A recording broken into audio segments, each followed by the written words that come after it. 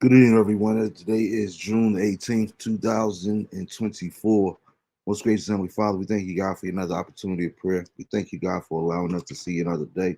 Thank you, God, for your mercy, your wisdom, your knowledge, and your love, and your support toward us. Oh, God, we just ask you, God, that you bless this broadcast, as well as our viewers as well and their families. Ask you, God, that you would keep everyone safe, keep everybody cool down with all this heat across the country. We ask you, God, that you will look on those that are overseas fighting for our freedoms and our rights. And we ask you, God, that you would just watch over your people in general, oh God. We ask all these things in Jesus' name we pray. Amen. Yo, what's good? It's another edition of the Marvin Bennett Jr. Show. You guys come on in and please let me know what platform you're watching on, whether it be YouTube or Facebook. And feel free to put your comments about your fatherhood experience in the comment section so that we can discuss them on tonight's show. If you have any questions for myself or tonight's guests once they get here, feel free to put those in the comments as well. As usual, let me go ahead and get some Born Day shout outs out the way. I want to say shout out to the ABB member himself, Mr. DJ Mustafa, back home, Brick City. Happy Born Day, DJ Moo. I want to say happy Born Day to Helena Deanbo, Mr. Chris Turner, Mercedes Uzzle, my man Born. Happy Born Day. We're always on. My man, big bro, Ronnie Curry. Happy Born Day, bro. Miss you, man. Beautiful Michelle Knight. Happy Born Day to India Gentry. My man, ex-football teammate, Phil Green. The beautiful and one of the top supporters of the Marvin Bennett Jr. Show, Miss Roxanne Eli. I pray that you really continue to enjoy the rest of your day and hope that you have a good one. Marshall Lindsay, my man Marsh, used to work out there on the rant with me. Happy Born Day, bro. Dr. Curtis Watkins, Brenda Hernandez, and last but not least, my cousin Shariva Brown. Happy Born Day to everybody that celebrated Born Days over this past week, um, as well as anybody that celebrated milestones. I know we still got a lot of graduations going on, so salute to all the graduates of this year, whether it be eighth grade, whether it be college, whether it be high school. You know, me know graduating from. Congratulations to all that graduated on this week. Salute to you all. I want to offer my condolences to Miss, I'm sorry, Nicole Harris and her family, as they'll be celebrating the life of her mom on tomorrow. Um, my prayers are with you all. Um, my prayers are with you in particular, Nicole. I know it's not an easy thing to bury your mom, but always remember the good times that you had with her and let her memory live on through you. Um, so shout out to you and your family, but my condolences with you all. Um, what else did I have? I want to say congratulations. Actually, I'll go ahead and introduce tonight's guest, and then we get into the rest of the congratulations. You there, bro? Yeah, I'm here. All right. So tonight we got one of my brothers. I figured that we're booking Father's Day weekend with you know what I'm saying, talking about fatherhood, sharing some of our favorite father memories, what have you, life lessons that we learned from our dads over the years, different things of that nature there. So feel free to be a part of the show and put your comments in the comment section. Um, but tonight we got my brother, and I don't use that word lightly, but I got my brother here from North Carolina, one of the first dudes I linked up with when I moved down this way. Him and his family embraced me and mine, and we've been rocking ever since. We used to coach together. He's a father. He's a husband. He's a friend. He's an uncle. He's the most popular dude in all of Raleigh, North Carolina. He's a cook. He's a truck driver. He does it all. My man, C Black. Yo, what's good, Black? What's going on, my brother? Chilling, man. How you feeling today? Hey, man. Just trying to take one day at a time. Working, man. Working. That's right. Hey, so I wanted to introduce you first before I did the rest of the congratulations. Because I definitely want to take our hats off and congratulate one of our former players. on winning the UFL football championship for the Birmingham Stallions. Our boy Larry, congratulations on your first championship. It was cool watching him in his teammates in the locker room after they won championship for the Birmingham Stallions. So shout out to him.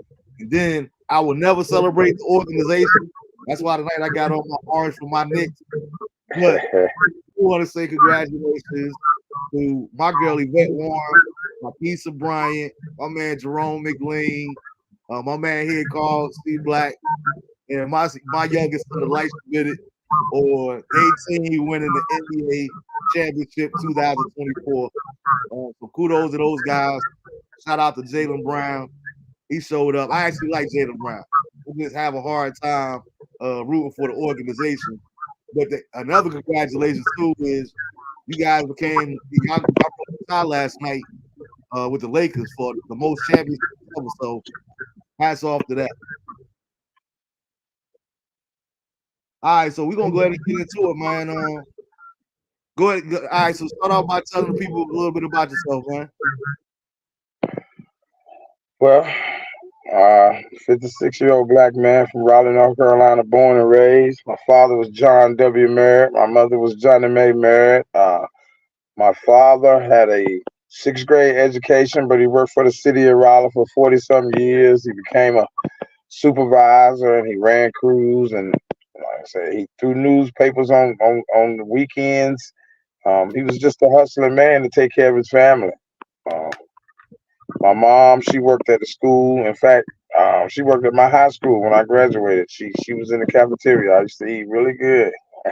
But yeah, man. So I was just a hard-headed guy. My parents weren't that educated, so I was a little bit smarter and sneaker than they were with doing things. So I kind of got away with a lot of things that maybe I shouldn't have got away with if I would have had maybe more educated parents that understood what was going on. They just did it. So I went to college. First of all, I went to WG Enlow High School, played football and baseball, and then I went to Elon. Well, they're the Phoenix now, but it used to be Elon Fighting Christians when I was there playing football, and I transferred from there, and I went to North Carolina A&T to hang out with my brothers, and that probably was the worst mistake I ever made because I never finished college after that. But came back home, started working, got my CDLs, been driving trucks for 25 years, been coaching for about 27 years. So I got a full life. Yeah, man.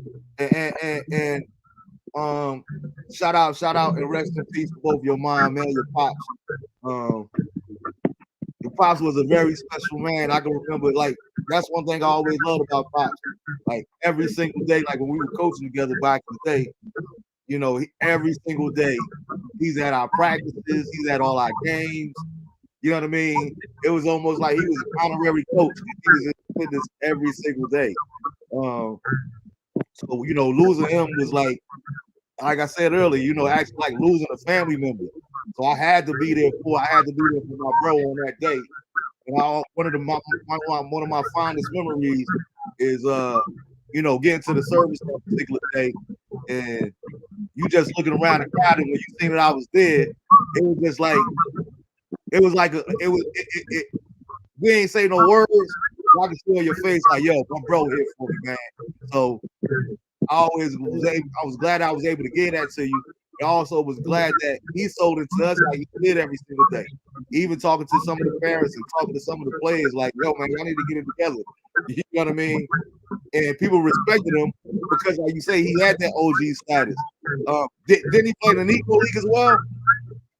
No, he didn't, but he played barnyard baseball. Him and all his brothers and friends. We traveled a lot when I was younger. They played all over the state and sometimes in Virginia and South Carolina. It wasn't to the Negro League status, but it was a lot of good athletes that I saw come through that probably could have made it if they just knew how. A lot of them didn't know what path to take to get to where they was trying to go, but it was some really, really good athletes coming up that I got to watch play. Yeah. I know that had to be special, man. Like you say, Because you played football, but baseball was your first love, wasn't I kind of like both of them, man. I probably, if I had to pick one or the other, only reason I would pick baseball is because of the longevity.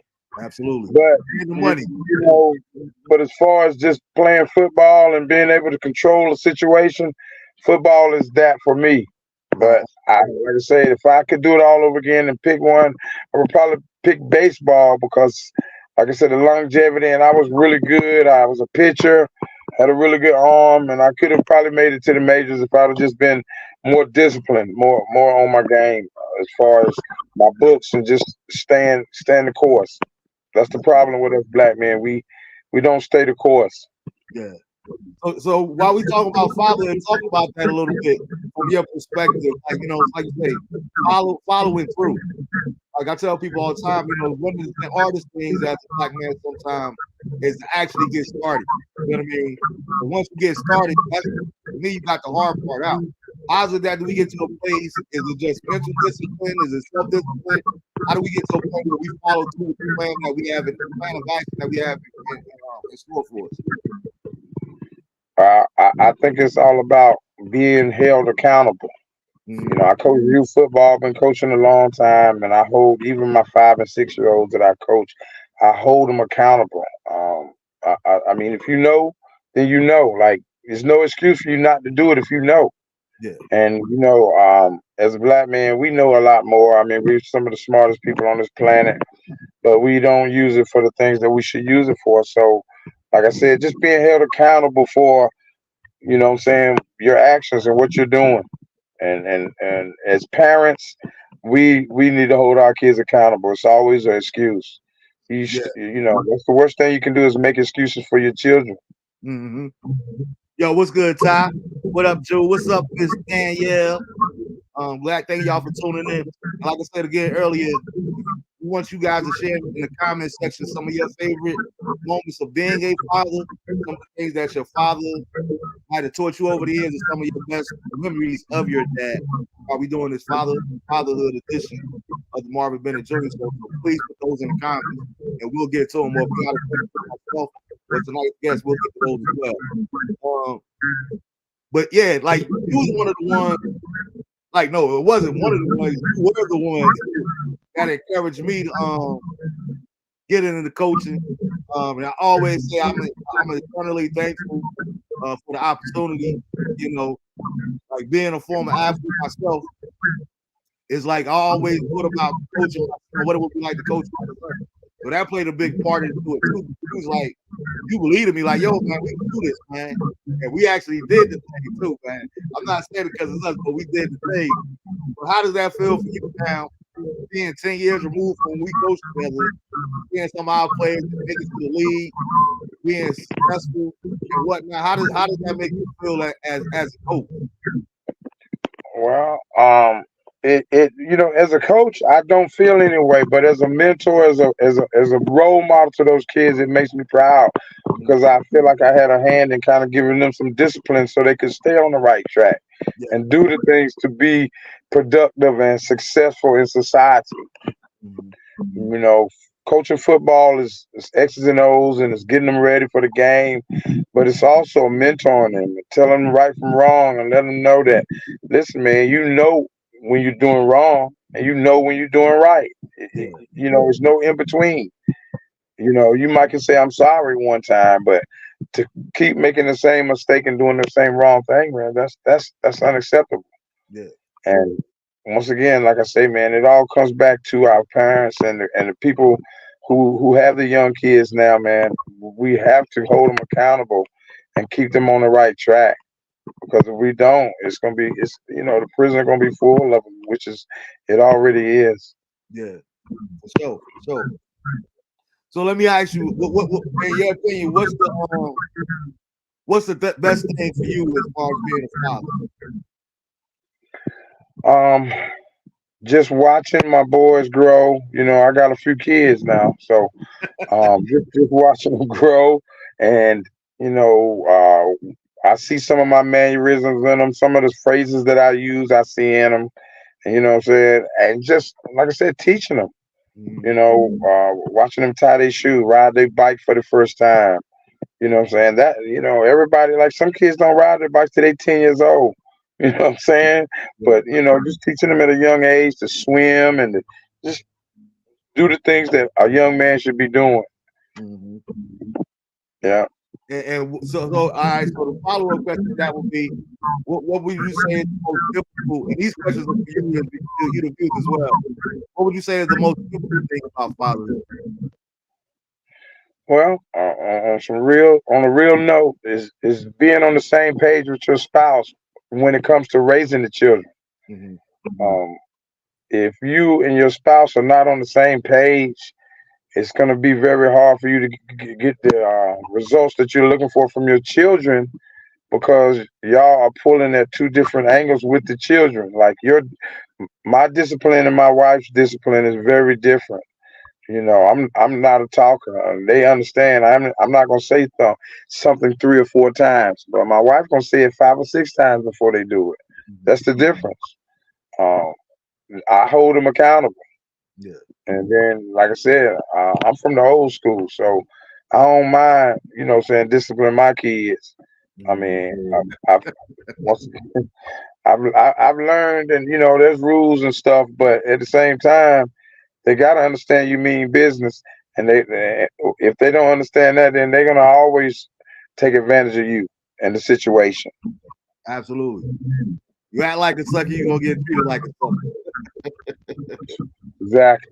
For me, I would say the most difficult, like I would say my answer to those same questions would be, like you said, the best part about being a fatherhood is definitely seeing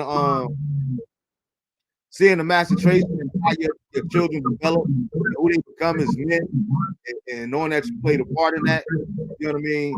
It's like, especially like with us, you still going. That's why I laugh when you say you got a few. That boy ain't got no praise. You got a whole choir, y'all. But it's like, for me, like my sons are older now, and just to see the men that they turned out to be, it's like a beautiful thing. And I applaud your mom as well as part of that. But like you say, a big part of that was making sure that we would be on the same page as far as discipline, about things that school, different things of that nature there. And even where we didn't agree necessarily, we supported one another. You know what I mean? Like, I think education is important, but it was more of a big thing to my ex-wife at the time. So, hey, Yeah. listen, you want to say you ain't playing ball, if the grades ain't right, then I don't care. I gotta support what she's saying. You know what I mean? It's like Yeah. in the parenting, whether we agreed or not, we go like a united front. I think that was a very big positive part of who my sons developed, who they became as men. So I think that's very, like you said, I think that's a good point.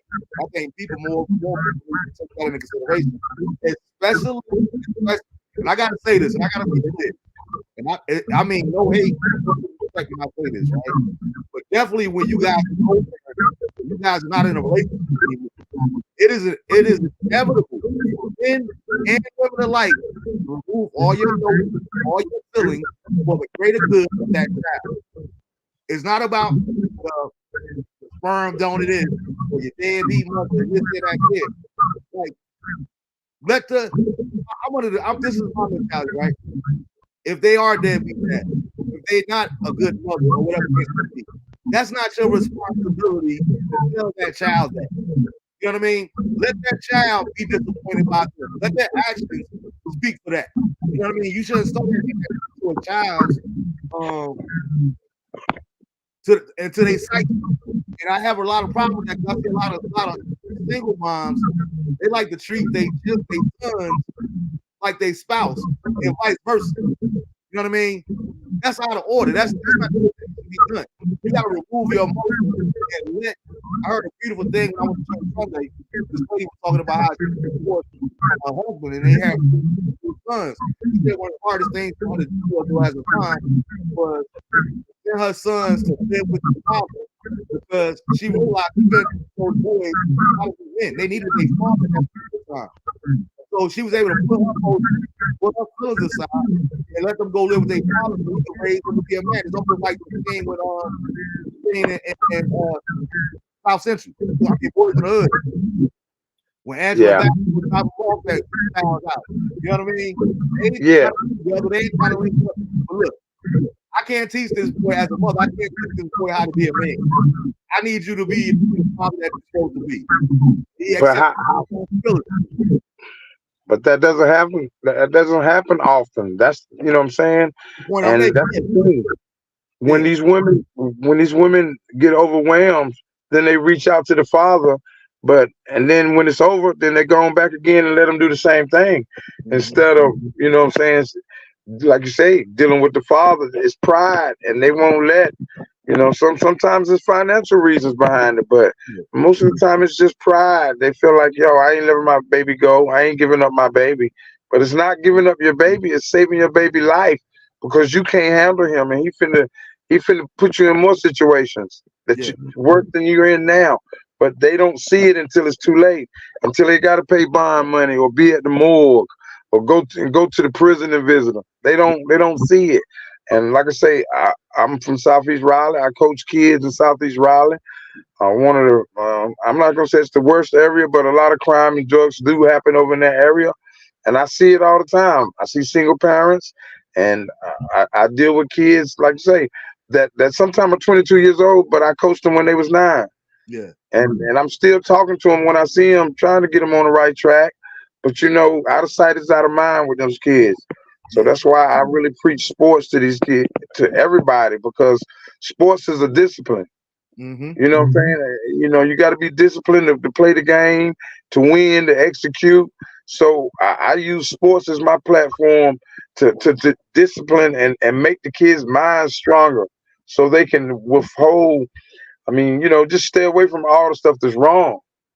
I mean, Mm-hmm. college, um, like I said, college ain't the best thing. Like you said education is mandatory or good. Yeah, education is good, but education of the mind is better. You know what I'm saying? Because everybody ain't got to go to college. You know what Mm-hmm. I'm saying? But if they could, and if that fits them, yeah, that's fine. As long as you're productive, you're doing what you need to do to take care of you and your family, and you feel like that's enough money, then that's where you're comfortable at. It's Yeah. different people like different stuff. Um, but yeah, man. Yeah, it's like I say, if it wasn't for the pride of some of the women, yeah, you know, like I say, I ain't bashing the women, but you know, a lot of times the woman hold the card because she got the kids. If Mm-hmm. her and the man break up, the kids stand with her. It's very rare that the kids go with the father. And the Yeah. father could be a really good guy and really can hold them accountable, but she's not gonna let him go. Mm-hmm. So until, like I said, the sheriff at her door, somebody come, then she need help. Then she gonna come to the father. Yeah. I know this from I don't know experience. what else to do. I done did all I could do with. You should have never shut me out in the first place. You know what I mean? But we ain't gonna Yeah. get into that aspect of it on the personal side.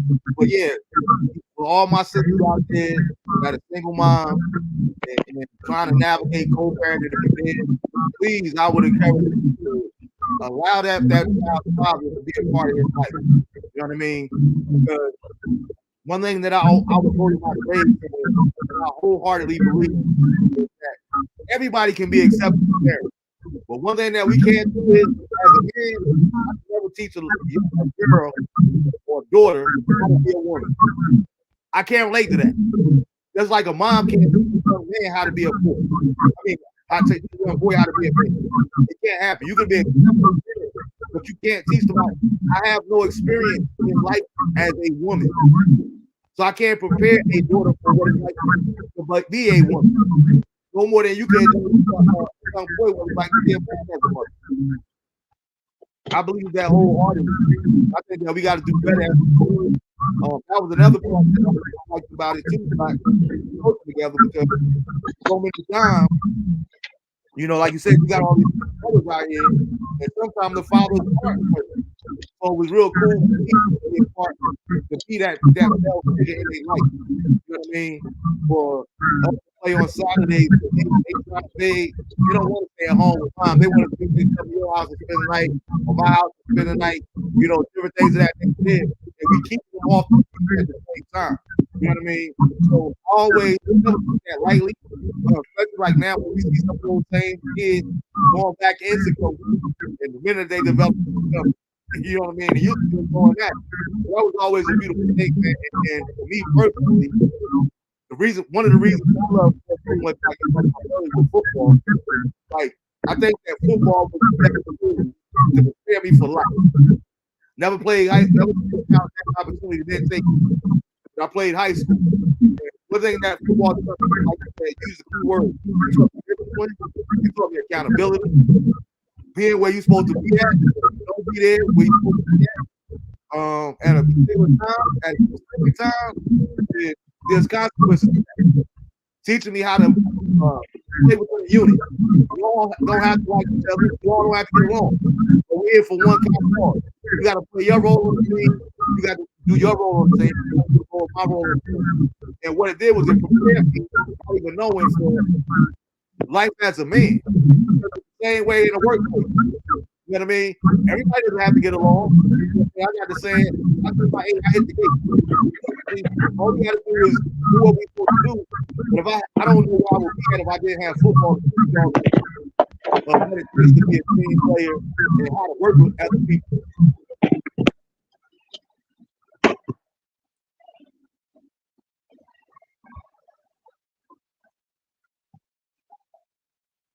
And okay, so my thing, and you made a good point.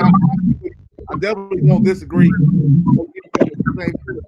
But for me personally, I think that part of fatherhood for me was it doesn't come with a manual. It doesn't come with instructions. You know what I mean? It's like you got to figure it out as you go along. So I would probably say that's the most difficult thing in terms of actual fatherhood, because it's that much harder to learn it on the fly somewhat. You know what I mean? And it seems like as fathers, especially as black fathers, we be harder on because man. Go ahead. You learn how to be a father from your father. Mm-hmm. You know what I'm saying? That's how it usually works. And when you don't have that father figure or that uncle or that big brother or somebody, then you don't know. Yeah. You're really lost as a man that's trying to raise kids and be a father, because you had no one to show you. I had a father in my house, and you did too. So we know what it takes to be a father. Mm-hmm. But everybody can't say that. Yeah. You know, a lot of kids, like I said, a lot of grown men that I know grew up without a daddy. I mean, they're still good guys, but they didn't have that father figure to show them how to raise a family. Mm-hmm. You know, like I said, they had to learn trial and error. Yeah. Yeah. So, you know, all I can say, the fatherly advice that I would give is, no matter what you do, out here, you follow. Whether you feel like you're measuring up, whether you feel like you're overcompensating, you're doing all that you can do, whatever you do, just keep showing up. Just keep being there. You know what I mean? That's the most important part. That they know that you live for them. And you know what I mean? They always want to have their back no matter what. As far as, you know, whether they need advice, whether they need whatever it is. Showing up for your kids.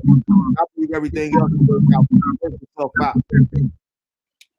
So what's one of the best memories you got with your big dad, man?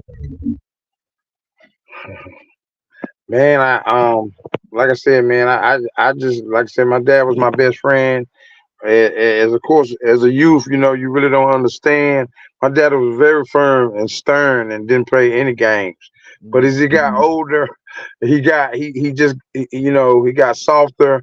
He got a little bit easier to, you know what I'm saying, especially with the grandkids, you know what I'm saying. Some of the stuff that he allowed those kids to do, I could never do any of that, you know what I'm saying? So I saw, you know, as he got older, and like I said, he read the Bible every day.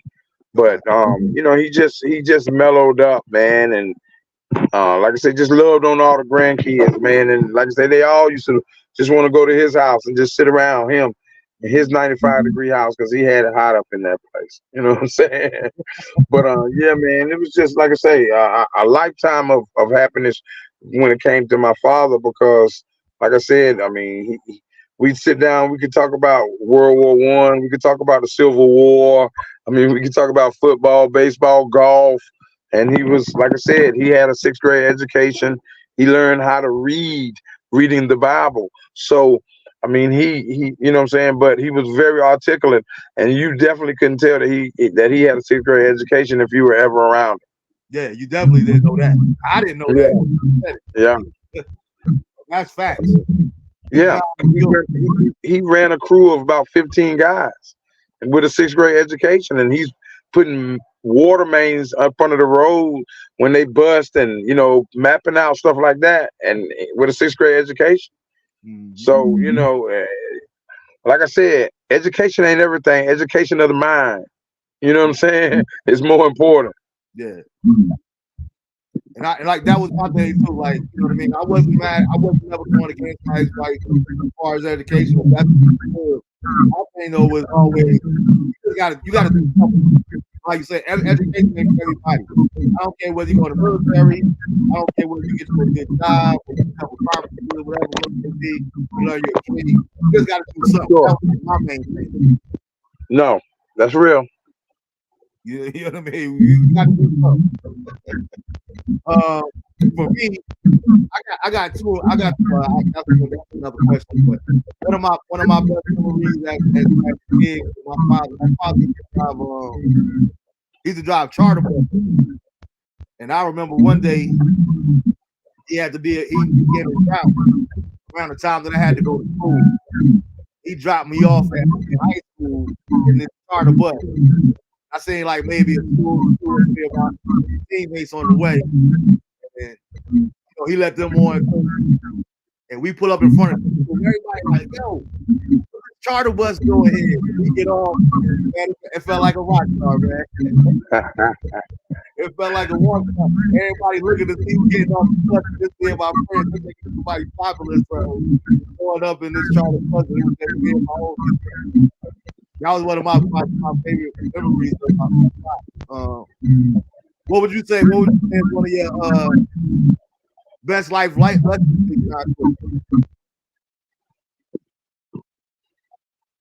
Say it again. I couldn't hear you. What would you say is one of his best life lessons he taught you? Life lessons. Yeah. I mean,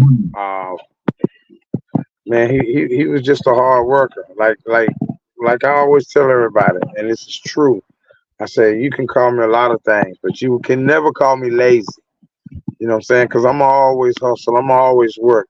And hustling ain't drugs. Hustling is getting to the bag. Whether you whatever you doing. You know what I'm saying? Hustling is getting to the bag, and it don't always have to be illegal.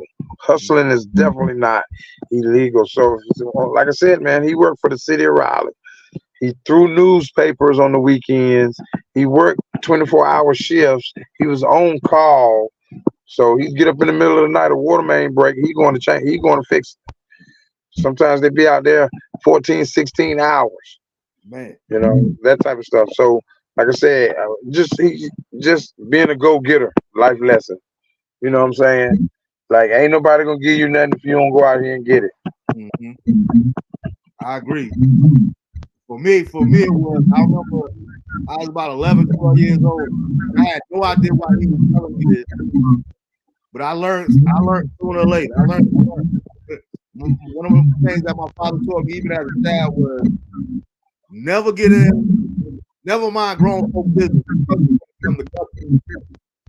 Mind your business. Stay out of it. And it's like the older that I get, I see more and more reasons that it taught me that. Because you have people that break up, you have people that divorce, you have all these different things. And a lot of times what you do is, and not everybody's like that, not everybody has the same mindset. But sometimes people in a position where they feel like they gotta pick and choose sides. You know what I mean? I gotta be down with them, I gotta be down with her, you know what I mean, whatever the case may be. But a lot of times you pick sides, and okay, let's Yeah, you know what I mean? You pick my side, and now you start talking about her because I talk bad about her. Then you next thing you know, 3-6 months later, get back together. Now you go always feel some kind of way because you said what you said, but I'm back with her. You know what I mean? Mind Right. you always be there for that person, and you be that person that they convince you that you face with, but you look crazy. You start bad mouthing that person too, and something happens, they reunite or they bury hatchet. So that can be very dangerous ground. And the reason that I say that is I learned that the hard way because I learned it the hard way because I never forget one time when I talked about it before. I remember one time we had this game pool in our hood called Boiling Pool, right? So me and my cousin, we were and check the bus up the hill. We call it the hill up the main spot.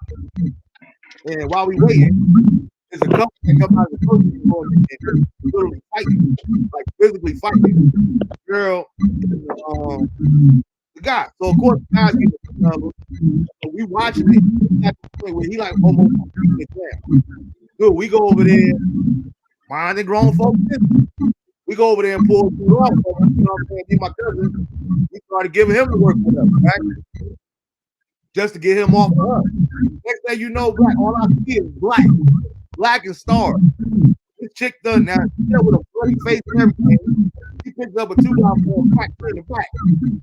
Get off him, get off him. You know what I'm saying? Like, ever since that day, I always go back to what my father told me. Mind your business. It's like, I learned the hard way. I'm like, it ain't trying to always go at it. You over here trying to say to you, and now you attacking me. I was like, man, never ever again. I will always mind my business from here on out. Church or not, I'm minding my business, bro. I always take my pop for that shit.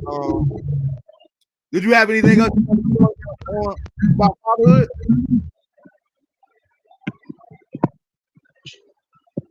Say it again.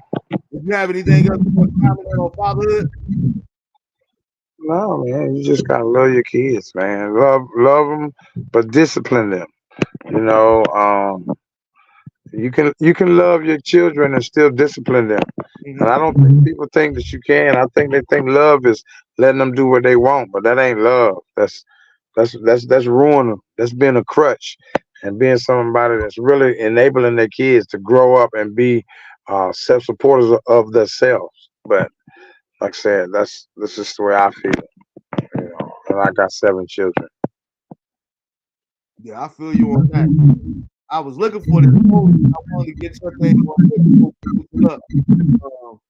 We're gonna end with the video I sent you about the voice with.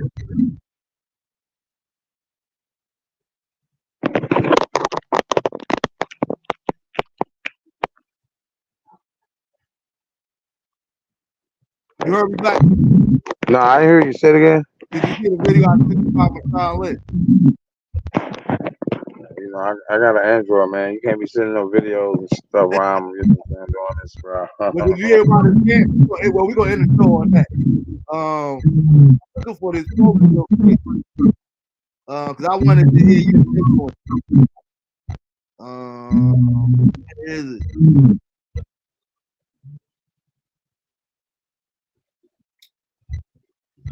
Man, it's all good. I can't have it pulled up. So what happened? Nah, it was it's pretty much. I'm gonna paraphrase it because I wanted to read it. I was head on, but a mother feels some kind of way because the father. Okay, so you're in another relationship, a new relationship, or whatever it may be, has another child. The father of a biological father of a child, not the stepdad or whatever it may be. He wants to take the child out, celebrate them graduating. She like, no, you can't. You got to take the siblings out, stepchild. How do you feel about that? So a man wanting to take his biological child out, and his baby mama saying you got to take the rest of them out also. Yeah. Yo, I mean that's. I mean, I feel like if we're not together, if we were together, that would be a no-brainer. But if I'm not with you, I'm with someone else, and I want to take my child out, I don't think that I should have to take your kids out. I mean, I want to celebrate with my kid. Honestly, if the relationship ended and I moved on and had kids and you had more kids, then I don't even know your kids. So why should I take them out somewhere? Yeah. I don't know them. That's somewhat how I felt too. That's what I was looking for. One thing I don't do is I don't do back and forth. You know what I mean? I try not to get into the comments, especially in some of these groups that I'm in on social media, concerns, internet, and I'm not about to go back and forth with nobody going back and forth. I'm like, but I was up to the same thing. I was telling them like, first of all, in my opinion, this is my opinion, but your children are not my responsibility. That's first and foremost. My responsibility is my child. So some lady was saying, well, once you marry her children and all that stuff. I'm like, absolutely not. Absolutely not. That's one of the reasons that me personally, I don't date women with younger children. You know what I mean? Just for me personally, because my two sons are grown. I have no problem with being big in that child's life. I have no problem with being a role model for that child's life. But I am not your father just because I married your mother. I don't. That's not my mentality. You know what I mean? You need to respect me as your mother's husband, but I'm not your father. So I was like, no, I'm not marrying that child, which is why I would never be in that situation. Because those are kind of conversations that I would have people before they of me even talk about marriage. You don't know my position, but we understand that. And I think a lot of times that's part of it too, where people they don't have those real conversations. You know what I mean? Before they get into a relationship, marriage, what happens? My thing with that is, if you're a man and you get in a relationship and you have a baby by this girl, but she's got other kids, the relationship that you build with those kids is on. I think that that's your choice. How you, far as like to say, you know, come into their lives. If you're, if it works out and you can raise them as your own, then you do that. But I don't think you should be forced, like, you know, to do anything. But like I say, take care of the family, and then once again, like I said, once y'all build y'all relationship, and I can't see me being in the house with kids and my wife and me not dealing with them. That's just not me. I couldn't do it. So as our relationship and our, goes forward, and the longer it lasts, the closer I will be to the kids. So Yeah. it'll take care of itself in my eyesight. Yeah, exactly. I was about to say, I don't mean to sound heartless. Like, I'm not saying like I'm gonna treat the child like a piece of furniture. They just there. I ain't paying no mind. I'm just saying, I would be letting you know that you respect me as your mother's husband. I might be that adult figure in your life as far as well. But I'm not your father. I'm not gonna act like your father. I'm not gonna be disrespectful. I'm not gonna be putting my hands up. I've never been that. You know what I mean? That does not be my nature. Even years ago, my ex-wife's a younger sister, they were the same age as my son. It was like anytime I took the boys away, I took that food. But realistically, there was still a difference. You know what I mean? I never singled her out or never made her feel ostracized or anything like that. Yeah. But I would discipline my son. I wouldn't discipline her. You know what I mean? I would have talk with her. I'm disappointed. This is what we need to do. But as far as actually physically, you her know that's not my job. I don't feel comfortable doing that with nobody else. You know what I mean? That's just me. Family members, like, I don't do that. That's not my thing. But I found it real quick. So here it is. Like it says, woman says her husband wants to take his biological child to a trip for graduation. but not his stepchildren. Her quote is, "My husband wants to take his biological child on a trip for graduating in grade 8, but not his stepchildren who is also graduating in grade 8. I'm upset he doesn't see why. How do I make him understand?"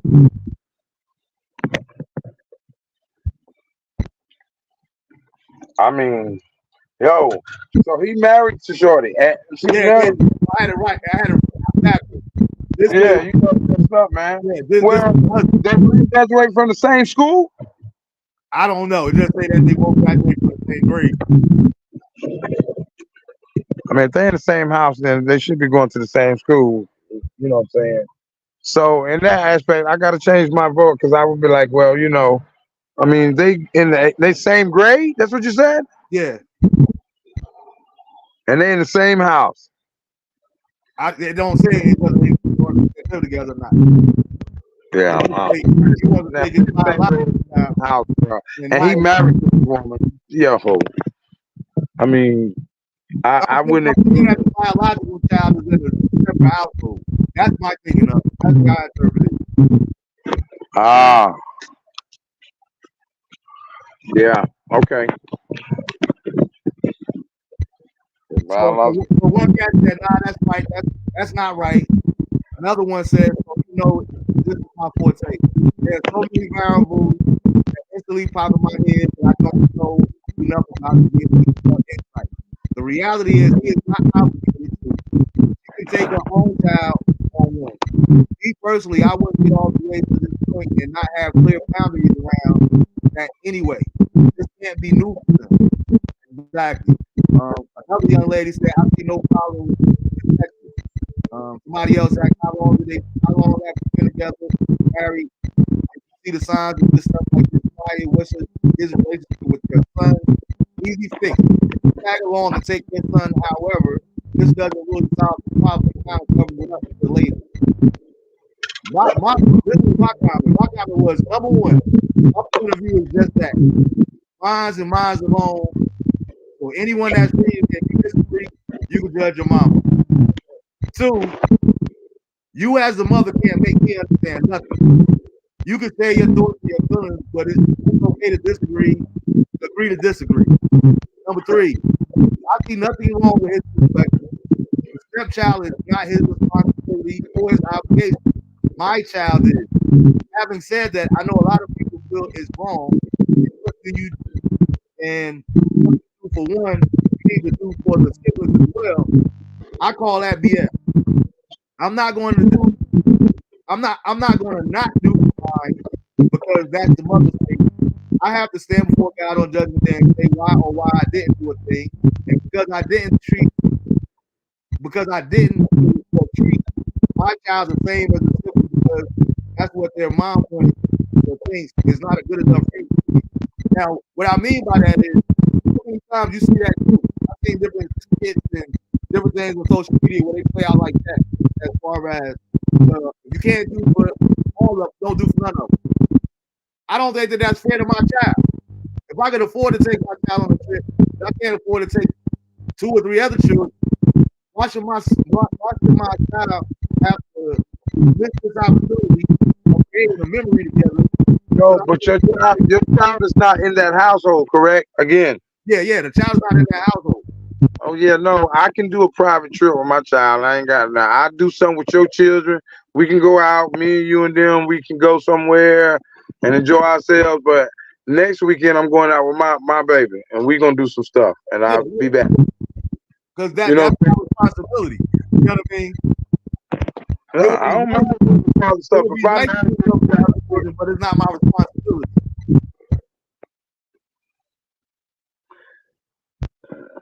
So the lady that was in response to me, she said, "I get it, but if you married a woman who already had a child, you married that child too. I know a lot depends on circumstances because she allowed discipline. Is the child respectful? Stepfather people so he's the dad. There are many more questions. But the main question is this causing problems when you're married? Not take the stepchild on a trip, but put a wedge between you and the child. Why not make it a family trip? I feel this isn't a cut and dry scenario, standing on feelings and emotions. not on business. And I was like, okay. Like I said, I said, this is the last thing I'm gonna say on it, and I'm not going back and forth. I said, you're entitled to your opinion, just like mine is mine. Number one, I'm not marrying a child in any scenario. I'm marrying a woman. Number two, we agree that circumstances play a major part as well in the whole way things will play out. Number three, I personally don't want to step out to me like a dad because I'm not their father. They just have to respect me as their mother's husband and as a male figure and role model in their life. Number four, no, it shouldn't cause a problem in a marriage because I'm upfront about my stance and would have those real conversations before marrying a young woman with a child. As hard as it sounds, I don't care about no wedge between me and that child. And I because again, I'm married to the mother. Number five, you can call it what you like. I hate the term standing on business, but that would be exactly it. Not feelings or emotions. I'm standing on what I believe.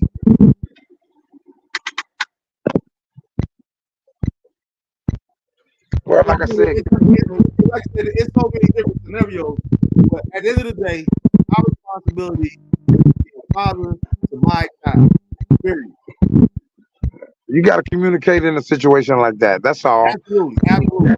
Be up front. You marry somebody, they need to know how you stand on their children. Exactly. You know, before you even say I do. So that's where that problem should have never came up. Evidently, they didn't discuss this before they got married. So that's the problem. They're not communicating. Absolutely, I agree 100%. Like I said, that's one of the things I believe we gonna have those tough conversations before we can say I do. You know what I mean? You gonna know where I land at, and if that don't work for you, then ain't no need of us getting married. Exactly. Exactly. So we gonna get out of here. What I wanted to talk to you about was it made national news and everybody was talking about it. But the clip that I sent you was, Beast Mode. He has a football camp, right? So the lady is a mother that's her son is going to the camp. He's screwing up all the drills and everything else.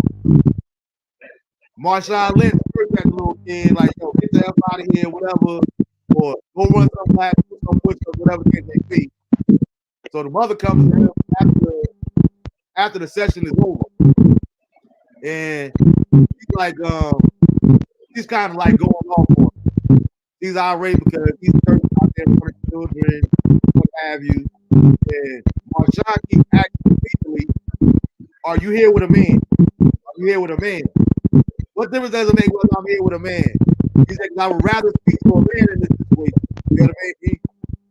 Another lady chimed in, no, it don't matter whether I'm here with a man or not, and all this other kind of stuff. So Marshawn's whole point was, listen, if your kid is interrupting the drill, not doing what he's supposed to do, I curse.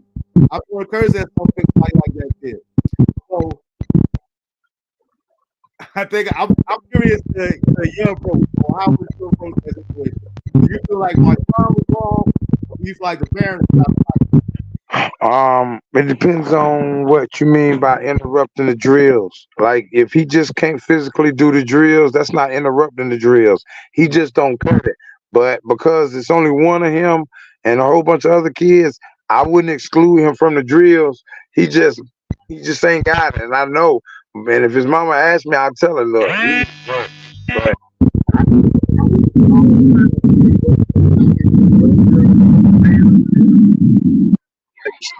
doing stuff like that. You know what I'm saying? But if he just can't do the drills physically or whatever, I would not hold that against him. But if he's just a clown and out there messing around and doing, he's got to go. I'm gonna send him away. It comes back down to just like being a coach. I want a coach who want to be coached. Evidently, your son don't want to be coached, ma'am. He out here acting silly, doing this, doing that, and he don't want to be coached. And this is not what this camp is for. So I don't. It like I said, it depends on the scenario. Right, so I got to pull up here. It's not where the kid couldn't do the drill. The kid was being disrupted, right? And he said, no matter how many times I tell this kid to do something, he's doing the total opposite. So when you do that, there will be consequences, like push-ups, running laps, like anything from me telling you, get out the drill because you're messing the drill up for everybody else, and there might be some curse words involved. Well, I don't curse at kids, so I'm different from Marshawn. Okay. I mean, we coach 15-year-old kids, and we didn't curse at them. We didn't have to. You know what I'm saying? And they respected us the same. Like they say, it's more than one way to skin a cat. I don't believe cursing at kids is one of those ways to get that across. So, you know, it's other ways. So, but as far as putting them out the camp, yeah, I'd have put him out the camp though. But I wouldn't have cursed and put him out the camp. But he would have got out of camp though. So, even like you said, because that's one thing that we didn't do. I can't think of one of our previous players that can say that they remember a time where we cursed at them or cursed them out. That's just something we didn't do. You know what I mean? They might have heard words in our own private conversations or overheard the things, but as far as I remember, they heard more than we did. Right. Yeah, no, we don't. You don't have to raise them like you ain't got to curse at them, man, to get them to get on the right track, man, and do what they need to do. So it is what it is, man. You know, like I said, it was his camp. You know, he chooses to cuss at the kids, and the parents choose to sign the kids up for it. I mean, that is what it is. But I personally don't condone cursing at the kids, man. Like that's definitely not right. And to me, I'm kind of team Marshawn on this one. For the simple fact, we're talking about beast mode. You know who you are. This is not Tony Dungy Camp. This is Marshawn Lynch. All you have to do is know anything about Marshawn Lynch. That's first of all. And I believe I agree with you that as far as it doesn't take that. But however, I believe that that's half of what's wrong with this generation today too. You're raising a whole bunch of stuff, Joe, where you're crying because I cursed that. Not over the fact that you yourself is messing it up for everybody else, the rest of your team, and everybody else. But it's all about my feelings and the way I do things, and you're saying that's it. If you don't want nobody cursing at your child or be a Hall of Famer, not even that somebody they ain't talking about a regular football player. Somebody that's potentially going to be a Hall of Famer. If you don't want your child in that type of environment, take them to the St. Saturday's camp. Take them to Parks and Rec. You know what I mean? Take them to somewhere else. I think so many times we raising this software generation where everybody's supposed to care about your feelings and all that. Where guess what? When you get into the real world, the world is not going to care about your feelings. Right. That's why this coaching thing is bigger than X's and O's. Yes. Because you're mentoring young men to understand how life is going to treat them and how tough their skin need to be in and how they need to work hard to achieve the goals that they want to achieve. So it all ties in, whether it's hockey, football, basketball, baseball. I mean, golf is less physical, but still, it's discipline. It's still discipline. It's still working hard. So, yeah, I would have if he was disruptive. That's the key no right there. Yeah. Disruptive. That means you ain't trying to learn, and you ain't gonna stop these other kids from learning. Yeah, so I'm gonna excuse you from the camp. But once again, I got to you time and time again. Like you said, you ain't repeating yourself for so many times. Right. I'm gonna be nice about it though. I'm gonna be what they call diplomatic about it. But you're gonna be gone from the camp. And I'll be even diplomatic enough to say, ma'am, if you paid in the money for this camp, here's your money back. Like you know what I'm saying? Yeah. So I clear the whole air up just like that right there, and move forward. Yeah, that's one thing we ain't doing. We ain't raising no suckers. We teaching young men how to be men, how to be respectful of others and themselves. I think that's very important. But again, man, look, I've been trying to get you up here for the last 4 years, man. Thanks for taking out the time to do this. I'll have you back on in probably like another month or two. I want to do a show with you and some other youth football coaches and talking about how the importance of some of these mothers getting their kids signed up and being a part of that. Because I think that's real important. Like I said, I look at it as an alternative for, keeping them out the streets, keeping them out of bad behaviors, and hanging with the wrong crowd, so to speak. So I think that is a very positive thing. And especially the younger that you kind of get started, I think it's that much easier because they start to develop something that they love themselves and whatnot, but they already at a young age start learning that structure. So again, I want to thank you, Black, for taking out the time to do that. And before I wrap up, on Father's Day, our former guest, Mr. Michael Georges Jr. himself, he dropped his CD, Deserve It All. So please, please, please, let's go support that. It's available for sale and downloads on all platforms. Again, that's Deserve It All, Michael Georges Jr. Please, let's big him up and let's support him and make him a rock star. So again, I want to thank everybody for tuning in as usual. I appreciate you guys for your time. But then, again, thanks to Black, our co-host tonight, our special guest tonight. And know that I support you guys. I love you guys, man. Hope you guys have a good week. Before I wrap up too, tomorrow is Juneteenth, June 19th. So please, let's celebrate June 19th any kind of way that you can find. If there's something going on tomorrow, let's please go out and support that, because it's almost like our 4th of July as a black community. So let's big this up. If they don't have anything going on in your particular neighborhood tomorrow, try to get into something over this weekend. But let's make Juneteenth the national holiday that it has become, and let's support it wholeheartedly. That being said, man, I hope everybody enjoy the rest of their evening. Know that I love you guys, and I thank you guys, and I appreciate you guys. And as usual, I'm signing off. So I see you next week. DeAndre and Lisha, know that Daddy I love both of you intentionally, but I also love you unconditionally. So next week, peace.